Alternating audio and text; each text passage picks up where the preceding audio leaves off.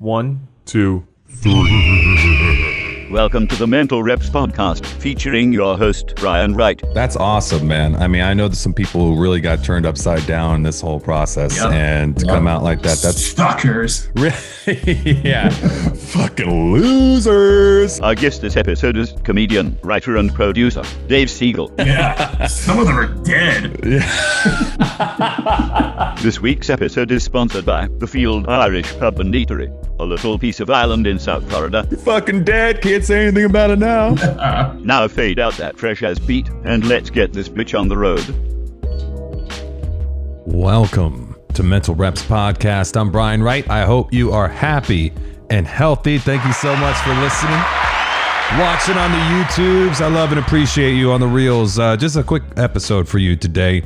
But first, go check out the new and improved mentalreps.net. We have some new t-shirts coming in stock, but I do have some new Mental Rep stickers and magnets that are already in stock available now. 50% off. All the proceeds from those sales go to Neighbors for Neighbors, a great local nonprofit doing amazing things for people in need. So if you go and contribute, that's also contributing to a great cause. You can also make a huge difference in our lives by making a small donation monthly to the show. You can do this by contributing to our new Patreon page for Mental Reps Podcast, giving out exclusive content, some personalized shout outs on the podcast for the lower tier members, all the way up to yearly one-on-one interviews to be fully released on all my platforms for those God tier members. But I have a tier starting as low as $3 a month. I also have a special offer for this episode only. The next person to sign up and contribute to our Patreon page gets 2 free tickets to see Kurt Metzger at Comedy on the Green on October 22nd in Boca, Florida at Mizner Park Amphitheater. I'll tell you more about that in a little bit when we get to that. But yeah, go contribute. Really appreciate our Patrons. Frank Rogers, Lily Skipper, Kyle Wright. You guys are my world. I appreciate you. My guest today, very funny comedian from Washington, D.C. and New York City. He moved down to Boca recently, and now he's producing comedy shows locally, bringing killers down here to perform for you all, which I always, of course, appreciate. Anybody who's trying to help build up the comedy scene down here is awesome, and I want to help him. So he's a contributor on CNN and other news outlets as well, always working, keeping busy from what it seems to me. And I just met him, but he seems like a dope dude, and he has a very sweet wife, which is helping him produce these shows. So I think that you guys will dig him and enjoy my chat with Dave Siegel. But first, top of the morning to you. That was for you, Sean, the bartender, from my official sponsor, South Florida's authentic Irish pub and eatery, The Field. I love this place. These are my people.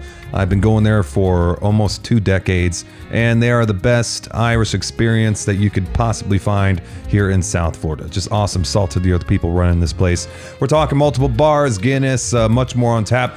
You walk in, and there's a banyan tree out front. They have this whole really cool vibe to the whole place. But best Irish American cuisine in South Florida as well. Like we're talking shepherd's pie, bangers and mash, corned beef, the cabbage, Irish potato soup, but also steaks, chops, fresh seafood, and vegan options. So no excuses for your emaciated, fedora-wearing friends. And live music Wednesday through Sunday, lots of Irish music. And I've taken over their Tuesday night, so come say hi. I'm either putting on a comedy show, some themed trivias, live podcasts. We got a roast battle coming up, mentioning that first here. So come say hi, meet the neighbors. But if you're staying in, I get it. And you still want the authentic experience, but you want to stay home, fear not. Go to thefieldfl.com, enter code word REPS20 for 20% off your entire online order. Again, thefieldfl.com, code word REPS20.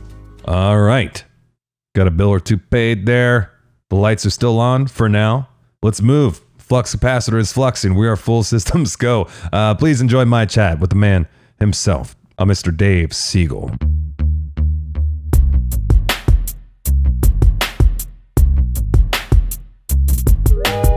Welcome to the Mental Reps Podcast. I'm Brian Wright. I'm here with Dave Siegel, comedian from New York City. He's just transferred down to Fort Lauderdale. Actually, I should say Boca Raton, right? And you're in That's South right. Florida doing your thing now? Well, yeah, a lot of people don't know about the law, whereas, a New York Jew at some point has to move to Boca Raton. So I'm just ahead of the game, a little younger than like what they require, but I just wanted to get ahead of the game. I like it, man. I like it. Yeah, get ahead of it and enjoy the warm weather. And I know we have our own set of crazies down here. God knows that. So, but it's got to be worth it if everybody's willing to continue to keep moving down here to deal with them. True, and good for comedic fodder also. The material just comes and comes and comes. So the first 5 minutes of my sets now are just basically like life in Florida.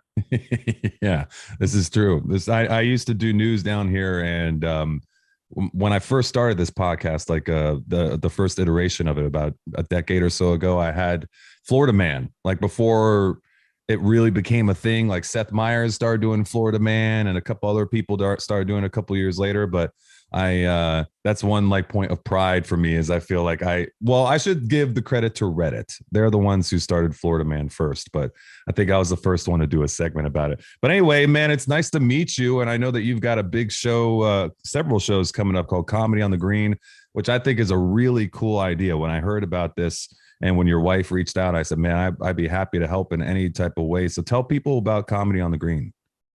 Yeah, well, it's kind of an option to the traditional comedy club experience. It's outdoors, it's at an amphitheater in Boca Raton. This amphitheater, like Brett Eldridge was there last week, it seats 3,000, but we're capping it at 600. And we're kind of just accommodating. I mean, this is such a 2021 idea, but we're trying to accommodate wherever you are on the spectrum of where you, the concern you have for COVID, if that makes sense. Like, so we sell like one area is like these private pods where you can just sit with your party and it's distanced. And then we have a general admission session where it's more traditional, like you're sitting, in rows of chairs. But again, this is all outside too. So, whether it's on we call it the urban picnic, we give you a blanket and you're on the grass under the stars, or you have a private pod, or you're in the more traditional concert environment, like sitting in a row chair, just like some kind of something for everyone. I like that, man. All right. And the first one up is Kurt Metzger, right? That's coming up on October 23rd. Yeah, which is how I became about you. Yeah. Is it the 23rd, right? I just want to make sure I get that date. Friday the 22nd. The 22nd. Yeah. Yeah, him and I bonded over, we were both raised Jehovah's Witnesses. And I knew that about Kurt, not about you. Oh yeah, God. we got in all sorts of shit. That. Yeah, dude. It went dark in a couple but it was fun, Kurt, man. He's the shit. But yeah, man, that's really cool. Yeah, that's the other great part about the show is, just being a comedian myself, we get to bring in these comics who anyone in the industry would know, like Kurt, Christian Finnegan, Tad Alexandro, Mike Vecchio, and Kyle Grooms. But if you're not necessarily in the industry, maybe you've heard the name, maybe not, but they're all kick-ass and they're all unbelievable. So we get to expose people that aren't in the know to these amazing comedians. I love that. And yeah, no, that's actually a really good way to describe them, because they're all killers, but they're not like necessarily like, your Kevin Hart's or your Sebastian Maniscalco's, but they are murderers. They went a different path and they're sticking to, or whatever it might be. So the first one up, Kurt Metzger, and then you got Chris Finnegan, Alexandro, all killers, man. Like all three of those dudes. I think that's these really are all special. guys that I would just bump into in New York, and they were the ones that yes, I was friendly with, but the ones that, like, if they were going on stage, I was staying in the club to watch. Like, I wasn't heading to my next set. I wasn't leaving. Like, these are the ones like, I gotta watch Kurt. Hold on, and just sit in the back of the club. And now to get to bring them down here, and just my new hometown, and just like let the new people that I've met like see these people. It's exciting and cool. That's awesome, man. And I'm really happy for you and and you guys are doing something really cool. Obviously, I said anybody that is trying to pump up the comedy scene down here in South Florida, I mean, I'm there in arms with them, ready to help in any way, because I think it's really cool what you're doing. We're trying to build up the scene down here, and only having more things like what you're doing unique, like on the green, people sitting in the grass. It's kind of a different feel. Anything we can do to kind of expand the world and open it up down here, I think is a beautiful thing. I know that you're no stranger to comedy either. Like you said, you're a comedian. You've been performing in New York City nightclubs and comedy clubs in DC as well. Can you tell us a little bit more about your background, and also how I know you got into producing news in a little bit for a while? Tell us a little bit more about your background. Yeah, I mean, I still work in writing, producing in the news field, but it's kind of a crazy story. Like, yeah, my parents were big into comedy from a very young age. They took me to see like every comedian that came to Long Island where I grew up. So like by the time I was 15, I had seen Rodney Dangerfield, Joan Rivers, Billy Crystal, Buddy Hackett, Angie Dice Clay. Like they were just liberal Jews. Like they didn't care about curse words or sex, right? They just like, you're coming, we're not getting a babysitter, you're coming with us. And, I just got big into comedy to the point where when I was in college, I got a job as a doorman at the DC Improv, which was just what that did for the kind of the trajectory was, it really changed the ball game when you get to see the comedian do 4 nights in a row. It's one thing to go see a great comedian and go home and talk about what your favorite bit was. It's kind of the peek behind the curtain when you get to see him or her do 4 nights in a row. What do they change? How does the crowd work change? Like, it's just more the science of it. And that's when I kind of became obsessed with it and just wanted to try it. And then, then I just got into it. And here we are like 20 years later. I've opened for some amazing comedians. I've gotten to travel the country. And then in around, I want to say 2013, The Daily Show was like at its peak. It was like Stewart was hosting, Stephen Colbert, Steve Carell, Ed Helms. They were the correspondents. It was like peak. So it was doing so well that people were going to The Daily Show for their news, if that makes sense. Oh, yeah. And subsequently, CNN and arenas like that, they were losing viewers. And there was a new show at that point called Erin Burnett Out Front, which is still on the air. And they were just toying with the idea of doing like lighter segments, like some comedic news. And I interviewed for a job because I was doing this character on YouTube called White Guy Indifferent, which kind of like which by the way, I saw that before. By the way, I've seen it before. It's hilarious. Yeah. All right. So it kind of like really makes fun of news hype. And I guess some people at CNN caught wind of it and they invited me in to interview, just like, hey, can you do like news segments for us? And I got a job doing that at CNN and wound up staying there for 8 years and just staying in the industry, like writing and producing news and lighter segments. And, some of your listeners, they might know like Jeannie Mose on CNN or The Ridiculous that Anderson Cooper does. I do this segment now for Ashley Banfield on News Nation called The Lighter Side, which is Friday nights. And like, it's 2 comedians just discussing like what we call it is like the news that we can't believe made the news. And then it's fun. I get to invite my friends to come on and talk about it. And it's just a good way to exercise those comedic muscles, That's really, really cool, man. I mean, I worked in news as well. I started as a reporter and an anchor, and then kind of that morphed into trying to help out the comedy scene and whatnot over the years and a lot of other stuff. But I know that world, and to have the ability to try and interject positivity into it whenever you can is a beautiful thing. And like you said, that you can kind of spin this web of comedy and information and trying to entertain people where you can really kind of live up to your potential and strengths and be able to use them in all sorts of different unique ways that, like, if you were just a comedian, might not have those opportunities to do it in a news forum or something like that. Be able to have that is a very, very cool thing. I think as a comedian, that's got to be very gratifying and satisfying to be able to have that outlet, to be able to, and the say, and to know that, hey, I'm going to be able to have my 2 cents in there. And maybe there's, if it bleeds, it leads. It's kind of like that in news. And for you to be able to have your segment and be able to interject some positivity in it, that's huge, man. I mean, I think that's something really cool. I know people might not think about it like that, but that's something that I think about when I hear you talk about it. And you know what? The pandemic kind of pointed that out in an adjacent way. I think it forced stand-up comedians who were only doing stand-up to be like, I gotta kind of try something else right now. I gotta put some content on YouTube. I gotta write some sketches. Like, this is, because I can't do stand-up, and it kind of forced their hand. And a lot of people started to do some amazing stuff. It's a shame it took something like a global pandemic to kind of withdraw that, but it did kind of diversify a lot of comedians. Yeah, very cool, man. Absolutely right. And before we go any further, just so I know, where can people go and buy tickets to Comedy on the Green? I want to mention that really quick. Yeah, where thanks. Can they go get their tickets? Just go to Ticketmaster and type in Comedy on the Green. there's a virtual map there. You could pick out which one of the sections you want to sit in, whether you want to just sit with your friends and away from other people, or if you want general admission. And there's also comedyonthegreen.org, which has all the info, the comedians coming up. Instagram is Comedy on the Green. You can see clips and everything like that. I love it, man. And yeah, by the way, you were very generous to give us 2 tickets. So I think that what we're going to do is the next person to subscribe to our Patreon, we are going to give them the tickets. They start as low as a $3 tier.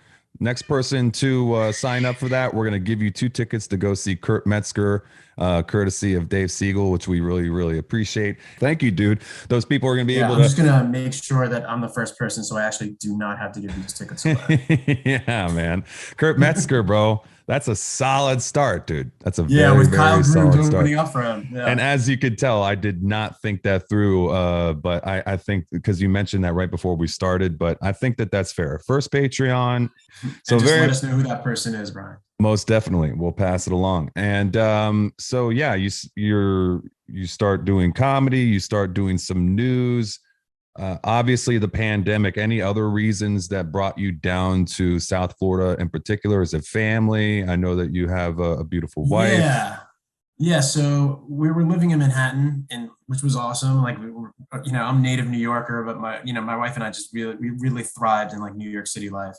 But then our second baby came along, and our apartment just started getting smaller and smaller. So it was really just like family down here. We actually got married down here. We've always liked South Florida, and it was like a now or never type thing. It was like, we're either going to wind up in South Florida now, or we're going to be in like Metro New York and like Long Island, New Jersey, Connecticut for the rest of our lives. And we kind of just pulled the trigger. And the luckiest break of our lives was that we closed on our house March 1st, 2020, about 10 days before the shutdown. And I'll never complain about my luck again for the rest of, first of all, we would have been in Manhattan that whole time, like trapped in our apartment on the 14th story of a building where we would have had to wait a half hour to take the elevator because you couldn't even take the elevator with anyone else at that point. And then just like the 2 kids going from an apartment in the city to like a house and a backyard, and, like through that whole pandemic. Huge. And then just the property value here, which in the last year and a half just skyrocketed. So, it was just like the luckiest time ever to move. And it was, I wish I could say it was like my keen real estate sense, but it was just dumb luck. Oh, dude. Wow. That's awesome, man. I know there's some people who really got turned upside down this whole process, and to come out like that, that's suckers. Yeah. Fucking losers. Yeah. Some of them are dead. Yeah. You're fucking dead. Can't say anything about it now. Oh, dude, that's fucked up. I love it though, man. That's cool, man. And I like that you're staying creative and you're trying to find ways to help the scene and still doing your thing. That's really cool. Or you look like you're happy, man. Like you look like you're happy in life. You do a really good job of appearing happy. Yeah, dude, that's true.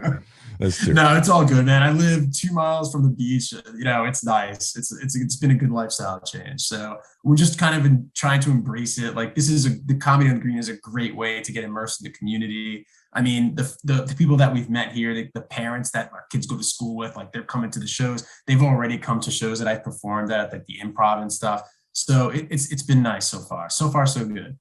I love it, man. I'm really happy to hear that. Obviously, if there's anything I can continue to do to help you guys out, just let me know and I'll be there. I'll do it. And I really appreciate to have another person down here who's a professional who's trying to help the scene and doing shows the right way. I think that I can tell that you're trying to do them the right way. You're not cutting corners. You're taking care of the people that are performing for you. And I just really like to hear that, man. So yeah, keep in mind, everybody, October 22nd, Kurt Metzger, Comedy on the Green, Mizner Park up in Boca. First person to subscribe to our Patreon, you're going to get 2 tickets to go see him. All right, I know that we only got a certain amount of time, so I figure in order, to give you like the full experience, I have to do 2 segments that I normally do with all my guests before I get you out of here. And obviously we try and keep it positive on the show, but especially in the times that we're living in, not healthy to keep all the angst bottled up. I see people exploding at the wrong time and not exercising these things in a healthy manner. So I try and give a healthy platform to my guests to express what's pissing them off today or lately, and just get it out of your system. It'll make you feel better. It's like an exorcism of negativity. You can think of it like that. So here's Hater Hall of Fame. I hate you guys. I hate you. I don't even know you. You're tacky and I hate you. Dave, what's pissing you off lately, man? Oh man, I really can't go. All right, when my wife leaves wet towels on the bed, that fucking drives me nuts. Comes out of the shower, takes the wet towel off of her body and throws it on our bed. Dude, at least she dries herself off. My girl, she will literally get out of the shower and wrap it around herself and her legs, her upper. She doesn't even dry herself off. She just gets out of the shower. Doesn't dry herself in the shower before she gets out. So there's a puddle on the floor. Yeah, I'm kind of guilty of that too. So I can't. You guys are psychos. I have a list. My wife will make a cup of coffee, take one sip, and I'll find like a cup of coffee like 90% full around the house. That fucking drives me nuts too. That's so funny, dude. Isn't it funny, the little things like that it's just like, it's really not a big deal. And you're kind of like a dick for bringing it up. But if you don't, then you're letting it fester and you're going to like resent them for these stupid little reasons. So I didn't keep it going for days. What? The peanut butter on the knife that she puts on the counter. Oh, wow. Okay. That's, on the counter? What is wrong? Okay, yeah. That's intense. That's aggressive. Yeah, I don't like that. Interesting. Okay, those are good. That's gonna wind up in her gut one day. All right, we're gonna do. You're gonna find her with a knife. Like, what did it? She fucking did the peanut butter. Dude, I told her so many times. I did tell her 100 times not to leave peanut butter knives on the counter. Like, put it in the sink or leave the knife and wipe the peanut butter off. Like, why do you make me do this? Why do you make me do this? You leave me no choice. Skippy. I love you so hard. All right, let's do mental reps questionnaire before we get you out of here. Pop quiz, hot shot. Why so serious? What's in the box? What does Marcellus Wallace look like? What do you mean funny? Funny how? How am I funny? Answer the question, Claire. Are you telling me you built a time machine out of a DeLorean? You want answers. I want the truth. You can't handle the truth. Is Darth Vader my father? For real, B? I want answers. Without a good question, a good answer has no place to go. It's time for the mental reps questionnaire. All right, you into it? What'd you say? I recognize most of those clips, most of those excerpts. Yeah, dude. All right, so take as long as you need, but don't overthink it. It's kind of like a lightning round of sorts. Right. If you could meet anyone, current or historical, and spend the day picking their brain, who would it be? Jesus, and I'm a Jew. Hey, interesting. Okay. Can you shed a little light? I mean, besides the obvious on why? I would be convinced that he would just really want to talk about all the shit that's done in his name that he does not endorse. Good call. Yeah, hear from the horse's mouth. Be like, dude, just clear a few things up for us, will you? Yeah, that's what I'm saying. I like that. If you had one round trip ticket in a time machine, when and where would you go? Oh, in a time machine. When and where? That's a tough one. I mean, I could say because it's fictitious, I'm such a fucking Game of Thrones, so maybe medieval times, just to see the life and what it was like. And obviously Game of Thrones doesn't even take place in medieval times, but that's kind of like Renaissance-ish kind of like. Yeah, I mean, that would be a good one too. Yeah, that's just the first thing that came to my mind. I don't know why. I think it was a cool era. Just I kind of lean to. Also, you want to behead somebody or something? Yeah, or just witness one. Yeah. Kill a witch or something. I don't know. Yeah, dude, eat a turkey leg, fucking stone somebody. Just see what's going on. You could do that at Epcot. Yeah, this is good call. Good call. I like that. Okay. If you could create a Woodstock type music festival featuring 5 musical acts from any era, who would they be? From the same era or 5 different eras? From any era. What's your Woodstock lineup? Yeah, so it's funny because I was like peak age in the second Woodstock. I was like, a teenager. Like, I just watched so a I didn't documentary about love. that, by the way. Yeah, it was I gotta intense. get that info because I've been dying for there to be a book to come out about the '90s grunge scene in Seattle. There's not really any good ones that I've found. So I'm really like obsessed with the fact that like Pearl Jam, Soundgarden, uh, Nirvana, I'm missing one, Alice in Chains, all same era '90s in the same city. Like I just find that fascinating. Like, how Yeah. did that happen? There's got to be a reason. It had to be such a nurturing environment for these bands to grow to such a peak. And there's some like Mudhoney. There's some other bands that aren't even as big that were great. So I think that era, I would love to put on a show because I truly think, sadly, like kind of rock is dead. Like it's all corporate now, and it's all identities instead of bands. And it was It's almost like the very early 2000s was the last era of like indie rock. Good call, man. Okay, so you want like say Nirvana, those Pearl Jam, That Alice in era, Chains, yeah, Soundgarden, and that what was was my the fifth shit. one that you mentioned, which Oh, was I a don't even know if Honeydew something or something? well, Mudhoney, but those are Mud just the Honey. Seattle ones. I mean, Honeydew. the fact that Bunsen Honeydew's opening. A little Honeydew opener, you know. I like it. Okay, that's a good answer, dude. I like that. So no, just those guys straight up. That Seattle scene. That's your lineup. I'm just, yeah, Because I that's a always good was like, answer, dude. It's it not a was bad always answer. unfortunate that I never got to, I was probably a little too young and a little too far away to make it there to see it firsthand. The So only that's what I would do. It's kind of recreated. the only one out of all of those that I saw, when I saw a couple times, was Alice in Chains. I never Oh, wow. I I've seen Pearl Jam. Yeah. you saw Pearl Jam. Yeah, never Yeah. seen Pearl Jam, never saw Nirvana. Yeah, man. Those are I really like that answer. Did you see Those are Alice in my Chains bands with growing up, man. the lead singer?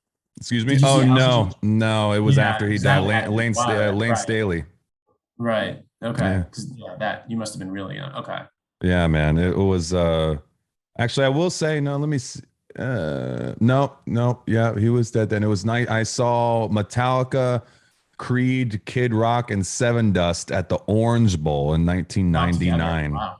All of them together, and I thought for a second Alice in Chains was there. No, yeah, man, no, I didn't get to see him, but that's cool. I totally understand and get it. I worked at 104.3 The Shark, which is the closest thing that we have to a rock station down here, and it's turned into pop alternative shit, man. It's not. You can't even really call it indie rock anymore. It's just like pop rock, pop alternative, and It's so really. contrived. Like there's no bands really anymore. Like I have a 7-year-old and a 2-year-old. Like they're not going to be into bands. They're going to be into like artists, like Yeah, pop artists. and they don't play any fucking instruments anymore because it's all like, digitized beats and shit like that. So And the whole like gone is the day of like listening to an album from like the first song to the getting the last song. cover Like, out, reading the yeah. lyrics, dude. Remember that? And even like the decision of like what song to put at what number track and like how does it segue into the next one, like that just doesn't even exist anymore. Dude, Sad. You I used to be miss able to that. put in, I mean, I'm in my 40s, so like it would be like a CD. You'd put in a CD and listen to the track 1 to 13, whatever it was, and there'd be a science to like what track was what number.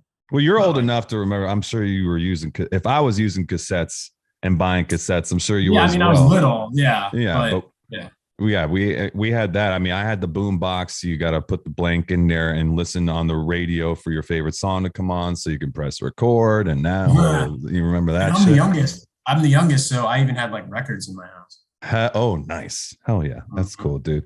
All right, man. How do you feel? You feel like we got all in? Obviously, want to make sure everybody gets out and gets some tickets to Comedy on the Green. Kurt Metzger, October 22nd. He is so damn funny. That is a great start. And honestly, your next Kristen Finnegan, Ted Alexandro. Ted Alexandro looks like a skinny Tom Segura, by the way. I've always thought that. Wow. Yeah. Yeah. But really, I mean, what a fantastic start with those three. So really, I'll encourage everybody to go out, get yourself some tickets. Yeah, Kyle Grooms featuring, Neri Sands featuring. I'm going to perform in the third one with Ted. So yeah, Both great guys, man. Awesome. Oh yeah, Kyle Grooms just just performed and headlined for me actually about a month and a half ago. Great dude, man. I love that guy. Yeah, and I know him from New York too. Exactly. Like there's an exodus here. All right, let's do. Oh, sorry. Go ahead. That's it. All right. What do you got for me? No, I was going to say we got the quote of the week. Normally, I try and squeeze a little quote in there, and this one's from Winston Churchill. Success consists of going from failure to failure without loss of enthusiasm. God, I think that is actually pretty on point. And people think all these people are so people who achieve. You have no idea how much that's lined up with failure. It's just failure after failure after failure, and that's the only way that you get better. And I think that's what people are really ultimately scared of, because they don't like not being good at something or failing at something and not feeling like they have control. You have to take the leap. You have to fucking keep moving on and trying to get better. What do you think about that? It's really kind of serendipitous that you mentioned that, because my favorite author is a guy named Eric Larson, and his latest book is about Winston Churchill, and I'm just starting it now. Oh, man. Crazy coincidence. What a incredible character that guy was. All right, dude. Well, where can people find you online, the website, the social medias, all that good stuff? Thanks, bro. Stand Up Dave is on Twitter and Instagram. The thing online that most people know me for is White Guy Indifferent, which just type it in. It's really hard to explain. You kind of have to see it. But if you just go to YouTube and type White Guy Indifferent, it's like I'm the only thing in it that's not real. Everything else in it is real. It's like a real news story, a real news report where people are going hype, like they're going crazy or something that's pretty insignificant. And then I'm just the one guy in there that's like, yeah, I don't care. Yeah. That's it. That's all it is. No, it's really funny. Thanks. Thank you. It's really funny. I liked it. I liked it a lot. And I showed it to my girl too, and she was giggling. She thought it was really funny. But yeah, man, I'm gonna giggle with your girl. Yeah, I had a nice little giggle with the girl, dude. You provided that for us. So yeah, man, I'm really excited to have you down here. Really, really, honestly, Thanks, and to have somebody trying to help build the scene down here. I'm here for anything that you need, and anything I got coming up. I'm glad I got another comedian that I can ask to perform and maybe headline and get you on stage as well. Try and get you on one of my stages. Nope, sorry. That is the correct response. That is correct. Dave, it's been a pleasure, buddy. All right, thank you, bro. I'll see you next. I'll see you at Kurt Metzger. All right. Yep. Take care, brother.